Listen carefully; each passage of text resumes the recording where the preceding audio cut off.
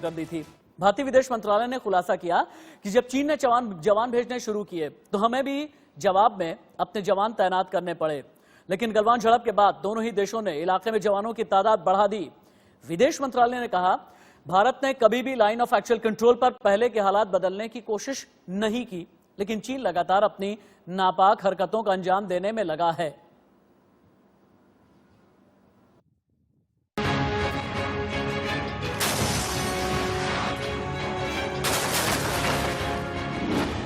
चीन की हर नई साजिश का होगा दी एंड।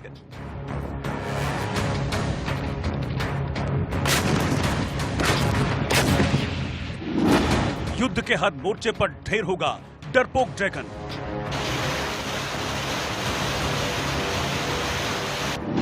एलएसी पर नहीं चलेगी चीन की दादागिरी।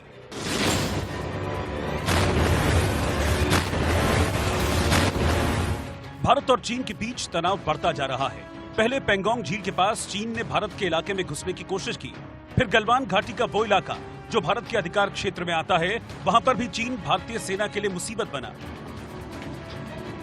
इसी इलाके में 15 जून की रात दोनों सेनाओं के बीच हिंसक झड़प हुई। भारतीय सेना के 20 जवान शहीद हो गए। अब चीन 2 और इलाकों में भारतीय जवानों के लिए मुसीबत पैदा करने में जुटा है। ये इलाके हैं दौलत बेग ओल्डी और देपसांग सेक्टर। सूत्रों के मुताबिक चीन सड़क के जरिए भारी वाहनों और तोपों को एलएसी के पास मौजूद पेट्रोलिंग पॉइंट 15, पेट्रोलिंग पॉइंट 17 और पेट्रोलिंग पॉइंट 17A के करीब ला चुका है। इन इलाकों में चीन की सेना की गतिविधियां और कंस्ट्रक्शन एक्टिविटीज काफी तेज हो चुकी हैं। फिंगर 4 और उसके आसपास के इलाकों में चीन अपने आप को मजबूत करने में लगा हुआ है। एलएसी के पास चीन ने सुखोई 30 विमान भी तैनात कर दिए हैं, जो भारतीय क्षेत्र के करीब आए दिन मंडराते रहते हैं। एलएसी के पास चीन की long range air defence gun batteries की मौजूदगी का भी पता चला है।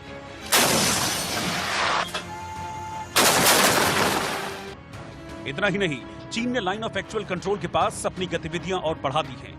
एलएसी पर चीनी बेस कैंप के पास चीनी सेना ने युद्धक वाहनों की ही नहीं बल्कि यूटिलिटी व्हीकल्स की संख्या भी बढ़ा दी है।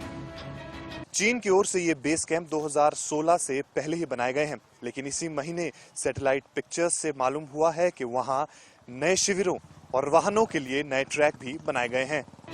देपसांग और दौलत बेग ओल्डी में चीन साजिश में जुटा है। वो सोच रहा है कि भारत को दबा देगा और नेपाल की तरह भारत की जमीन पर भी कब्जा कर लेगा और उसे कुछ नहीं होगा। लेकिन चीन ये भूल गया है कि वो भारत जैसी न्यूक्लियर पावर से टकराने की हिमाकत कर रहा है, जिसका अंजाम ये होगा कि चीन कांच की तरह चकनाचूर हो जाएगा। Bureau report, India news.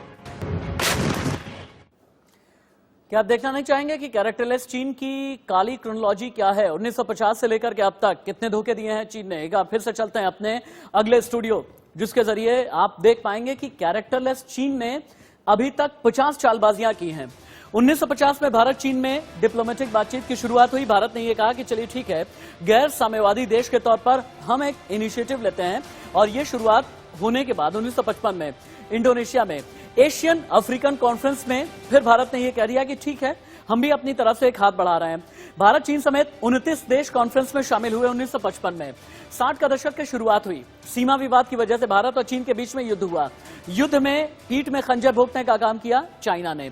1 महीने की जंग में भारत में चीन घुसा और भारत में अवैध कब्जा कर लिया। डिप्लोमेटिक संबंध 1962 में पूरी तरह से खत्म हो गए, लेकिन भारत कभी भी ऐसा नहीं रहा कि चीन के साथ में चीन की चालबाजी पर माफ करने की रणनीति रखी। 1976 में दोनों देशों में अपने अपने राजदूत एक दूसरे को भेजे और कहा यह जाता है इनिशिएटिव भारत की तरफ का ही रहा था। उस वक्त के पीएम राजीव गांधी 1988 में चीन गए। राजीव गांधी तब प्रधानमंत्री थे। सीमा विवाद पर बातचीत से समाधान के लिए राजी हो गए दोनों ही मुल्क।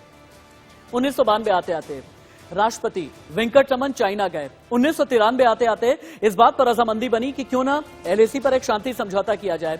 शांति को लेकर के बातचीत हुई। 1993 में चाइना ने कहा ठीक है मैकमोहन आप मानो, एलएसी हम मानेंगे। 1996 में चाइनीज प्रेसिडेंट ने भारत का दौरा किया। द्विपक्षीय संबंधों की शुरुआत के बाद पहली बार ये चाइनीज किसी राष्ट्रपति का दौरा था। 2000 में कूटनीतिक रिश्तों के 50 साल पूरे हुए और फिर भारत के राष्ट्रपति के.आर. नारायणन चीन गए। लेकिन पिछले 20 साल में बहुत ही ज्यादा रोलर कोस्टर राइड रही है। अगर आप देखेंगे फैक्ट तो आपको समझ में आएगा कि चीन ने चीन की एक काली क्रोनोलॉजी है और चीन का कैरेक्टर एक जगह रुकता नहीं है। चीन का कैरेक्टर बार बार बदलता रहता है और इस कैरेक्टर में एक तरीके का धोखा है। 2010 में कूटनीतिक रिश्ते के 60 साल हुए, लेकिन 2011 में इंडिया चाइना एक्सचेंज ईयर को मनाया गया। लेकिन उसके चंद सालों के बाद ही डोकलाम भी किया, पैंगोंग भी किया, गैलवान भी किया, एलएसी के पास में अनरेस्ट भी क्रिएट करता रहा। तब जबकि एक तरफ ये कहता रहा कि आपके साथ में कल्चरल कॉन्ट्रैक्ट है, भारत चीन दोस्ती कोऑपरेशन भी बनाया जा गया। ब्रिक्स समिट में मोदी जिनपिंग 2015 में मिले भी, लेकिन इन सब के बावजूद मानसरोवर यात्रा के लिए ये अलग अलग वक्त के